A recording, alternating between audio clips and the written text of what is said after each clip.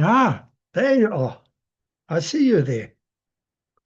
You snuck up on me, eh? Skellum. Greetings, especially to you, my friend. I love seeing you there. Thank you. Please grab your cup of coffee or your tea and come, let's spend some time together at the watering hole. Let's take a long, cool drink from the refreshing living waters of God's Word today. Welcome, welcome. Benvenuto. Now, in these days of increasing deception, of false prophets, I feel I need to bring correction. I spoke 2 messages ago about the trap of deception, because we can hear stuff, and we will hear stuff, but it's not true. Let's just open in prayer. Father, thank you so much for the truth. Again, we're speaking about the truth. Would you teach us, Lord? Would you help us, equip us, strengthen us, alert us to false prophecies, to divination, to people who say there is peace where there is no peace. Would you alert us, Lord, to those who are saying, thus says the Lord, but the Lord never said anything. Alert us, Lord. Keep us strong. Keep us on track. Keep us going like a Boeing, straight and fast and true for you. Make our arrow path straight, Lord. I pray this for your name's sake, in Jesus' name. Amen. By way of title today, Don't Believe the Lie. Now, recently, a so-called prophet told a lady that the reason her son had a disability was because there was sin in her life. Have you ever heard such talk? Have you been fed this kind of a lie? That the negative things you are experiencing are a result of God's discipline because of your sins.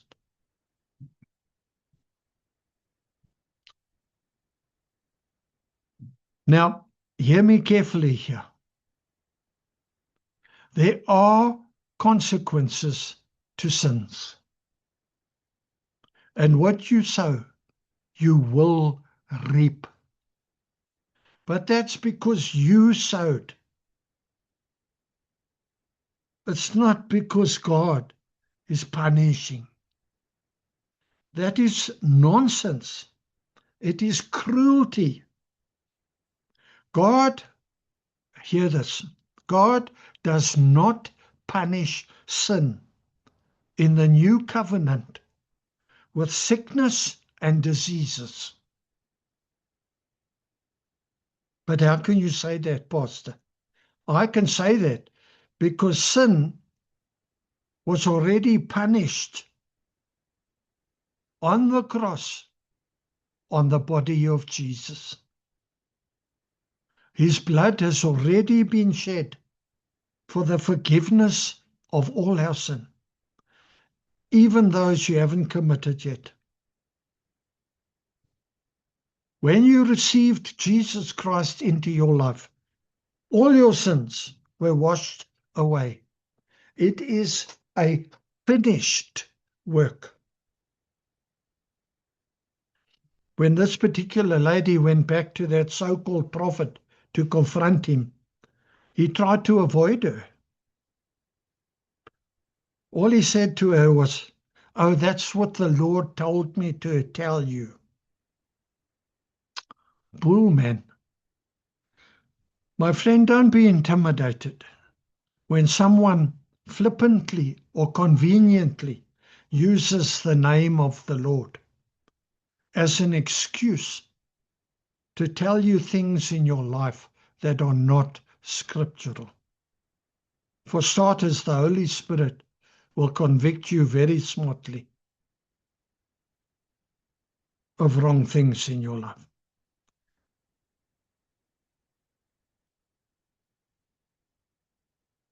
There are some very, let me just say this, God's precious people are looking for solutions, looking for answers, looking for help in this tough age.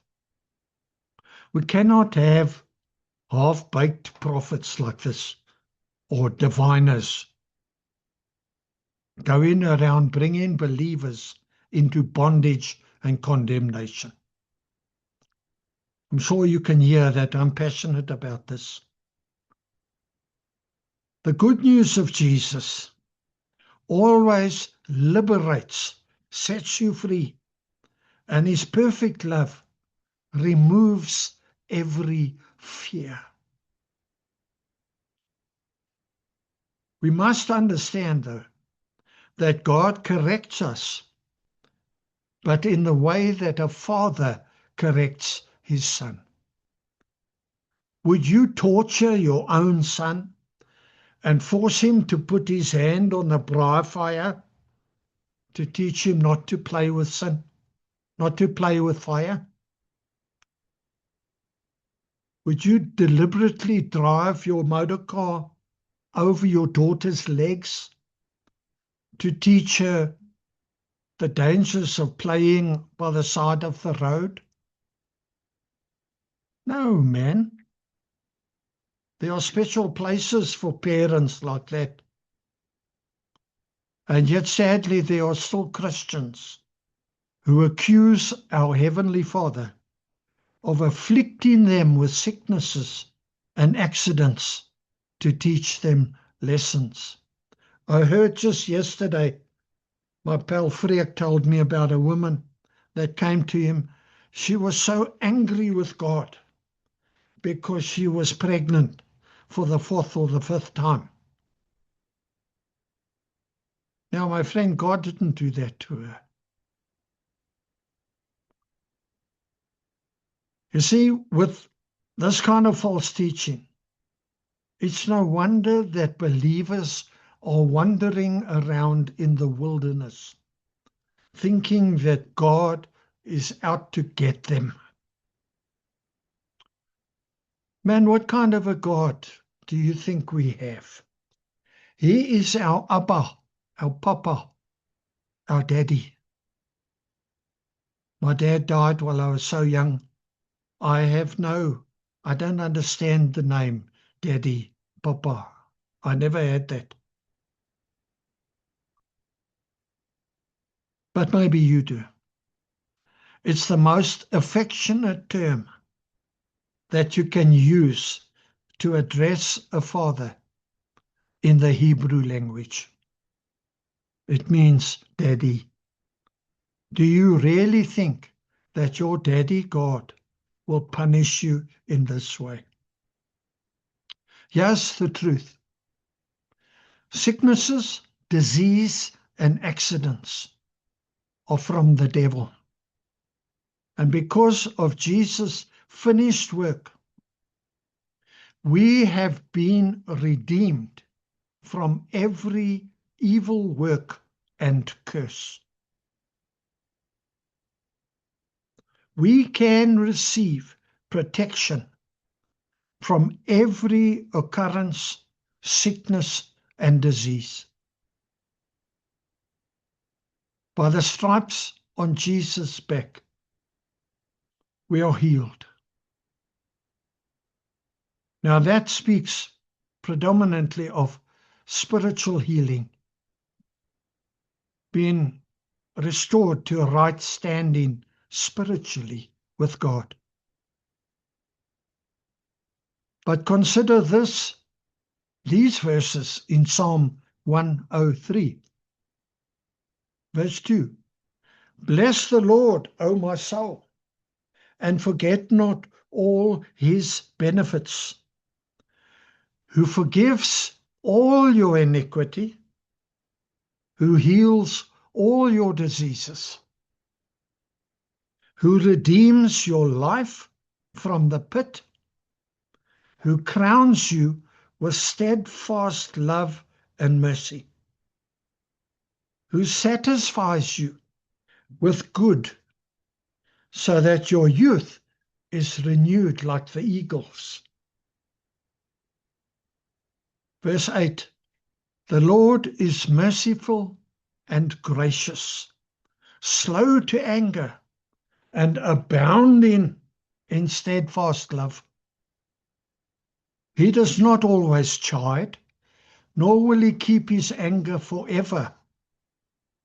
He does not deal with us according to our sins, nor repay us according to our iniquities.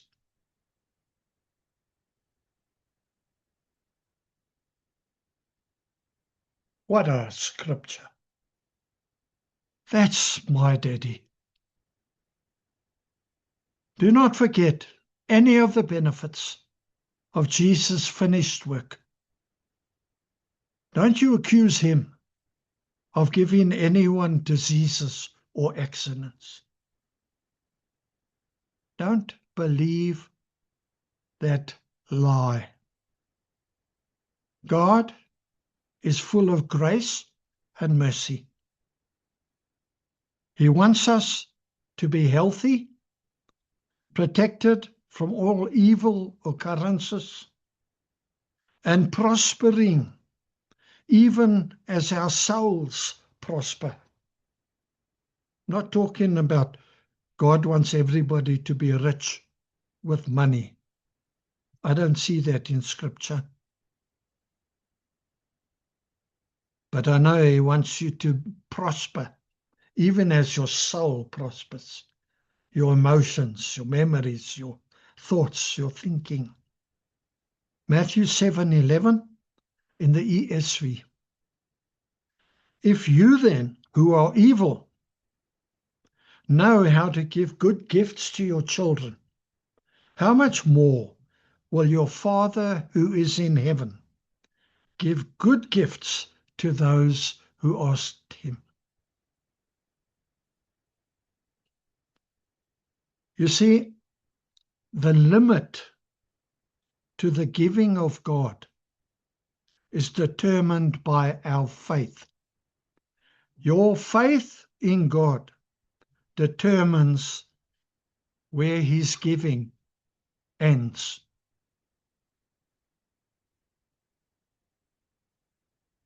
If you stop bringing jars, the oil will stop being poured out.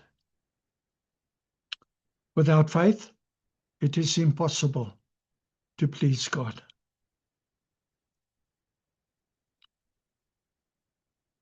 God is a willing and an abundant giver. His fullness cannot be exhausted. He never runs out of fullness. His ability to give is unlimited. In Psalm 81, verse 10, go and read it until it becomes yours. Open your mouth wide, and I will fill it. Maybe it's time to open your mouth and begin to declare, God, fill in it. Begin to thank God for a myriad of blessings every day. Every blessing completely undeserved. Begin to thank him. Come on, begin a positive confession. And yet, God does not give everything that we ask. He only gives what is good. Let's start to ask for, to expect good gifts from our Heavenly Father. It's a challenge, eh? My pastor pal told me one day, we were just talking about kids and the cost of having children. And he says his son, who's now sort of matric, is a great hockey player. And he says that one day he went in to the boys' room and he saw his hockey kit there. And the stick was battered and cracked and bound up with tape. And his boots, the studs were worn down and one or two were broken. And there was a hole where the toe should be. And without telling his son,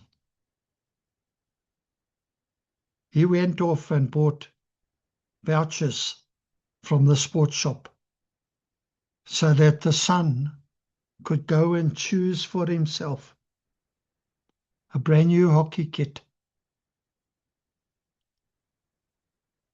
You see, the son has a free will. The Father knows that. Now that is my daddy. That's your daddy. Reject anything and everything which even remotely suggests that God is angry with you and going to discipline you with sickness and accidents when you fail. He will definitely correct you, my friend. Oh, yes. But he does it lovingly, always with a view to restoration, reconciliation, getting you and he back together like that.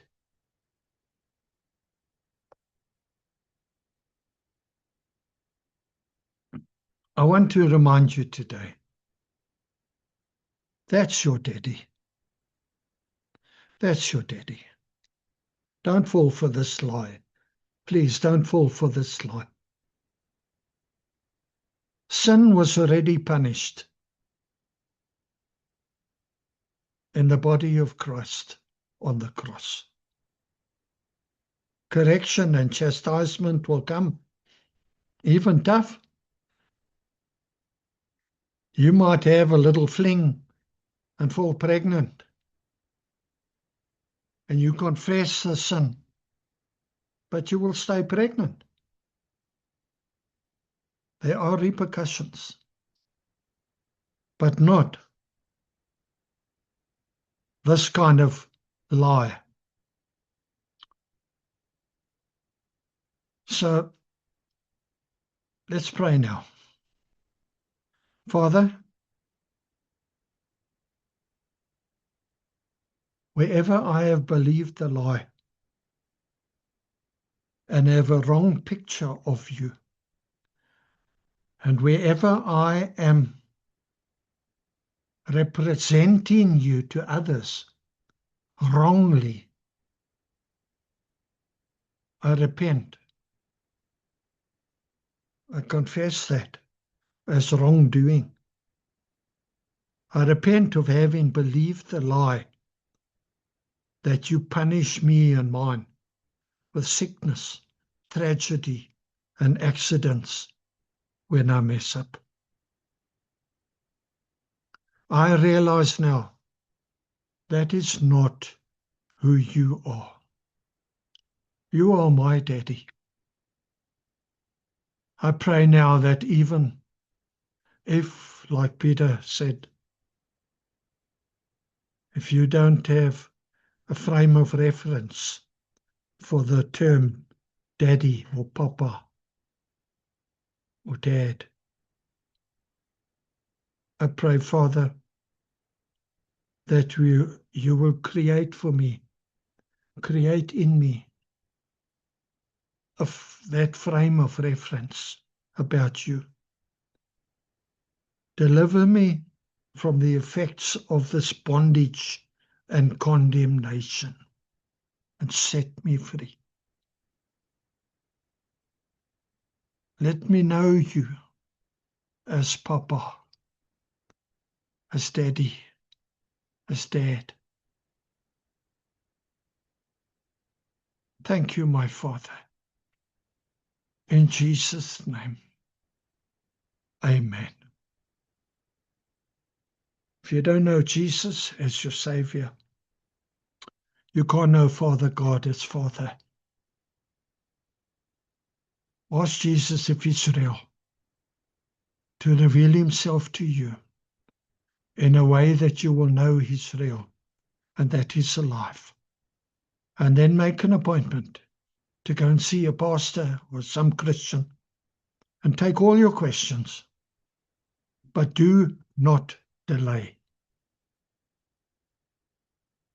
And do not believe this lie.